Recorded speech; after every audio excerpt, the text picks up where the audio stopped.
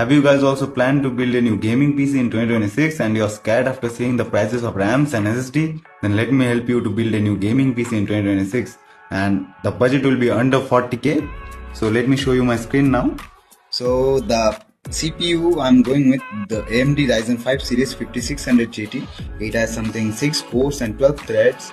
The price of this CPU is 15,799 rupees. And the motherboard we are going to use Gigabyte B450M motherboard. The price is around 6,714 rupees.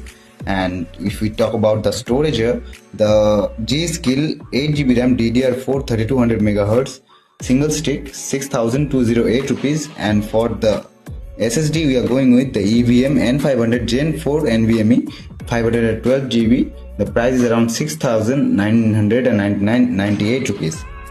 And for the power supply, I have chosen Anti-Sports RX 550 watt 80 plus bronze certified power supply.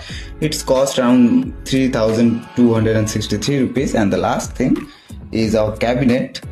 So it will be the Anti-Sports Elite 1100 DA random cabinet. The price is around like 2,759 rupees. And the final price is 41,741 rupees.